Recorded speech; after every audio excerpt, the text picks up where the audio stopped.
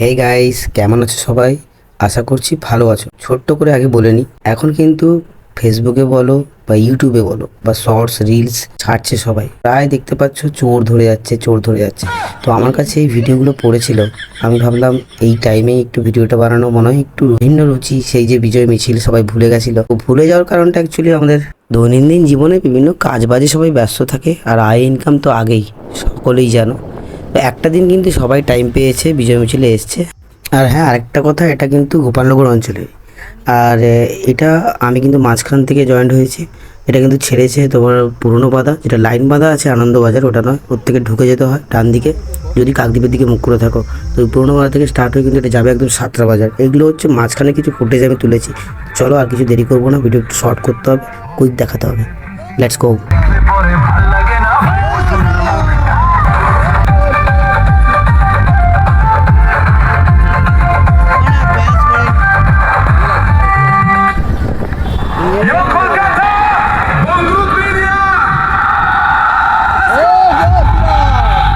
একটা কথা, এখানে কিন্তু একজন ভাইরাল ম্যানের সাথে দেখা হয়েছে, আমি পরে ভিডিওটা বানালাম।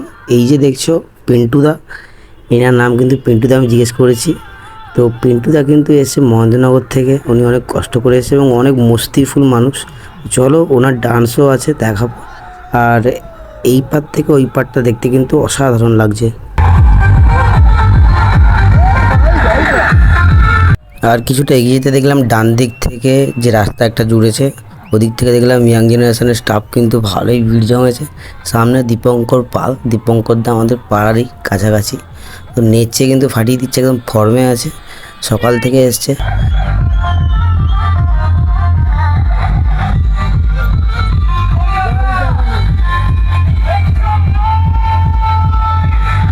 চলো তো মেক সাম নয়েস।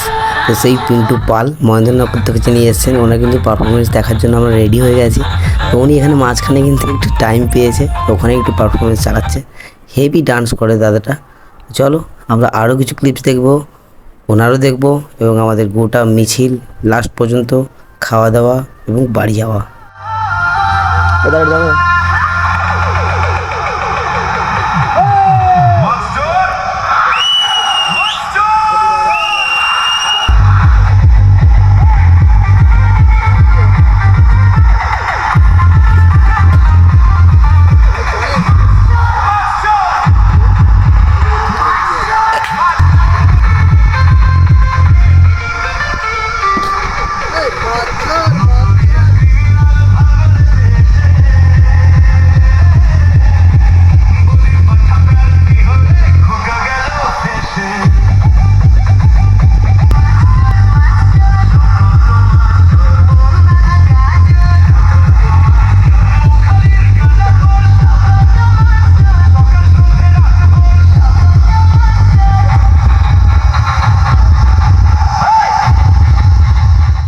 এবার হালকা করে কিন্তু চলে এলাম পিন্টুদার নাচ দেখার পর ওই ডাক্তারখানি যে সোজা রাস্তা চলে গেছে, এবং বাঁ দিকে তার আগে অঞ্চল অফিসের দিকে যে গেছে বা দক্ষিণ গোপালনগরের দিকে। এই চৌরাস্তাতে কিন্তু একটু ইয়াং জেনারেশন বললো যে এখানে দাঁড়ানো হোক কিছুক্ষণ।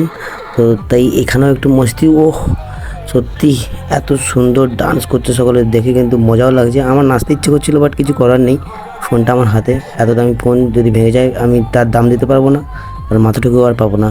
বাপিদা কিন্তু মস্তি পুরো ডান্স করছে। এই যে বাপিদা বাঁ হাতে, এই সরি বাঁ থেকে বাপিদা পুরো পতাকা নিয়ে রং ফং মেখে যেন রঙে স্নান করে নিয়েছে, ডুবে গেছে, এরকম একটা ব্যাপার। তিনজন ইয়াং স্টাফ কিন্তু সুন্দর। পিন্টুদার সঙ্গে যদি একটু ভালো করে নাচ দিত তো আরও ভালো লাগতো। বাপিদাকে দেখে মনে হচ্ছে বাপিদার জীবনের প্রথম যেন কোথা থেকে জেট ভেল থেকে যেন ছাড়া পেয়েছে, এরকম একটা মনে হচ্ছে।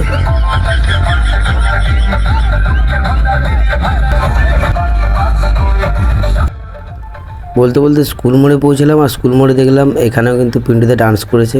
বাট মানুষটা অনেকটা রোদে কিন্তু ঘেমে গেছে, দেখতেই পারছো। একটু তো রেস্ট তার জন্য লাগেই। তো আমি আর বেশিক্ষণ ভিডিও করলাম না, একটু জল ফল খেয়ে আবার বেরিয়ে পড়লাম।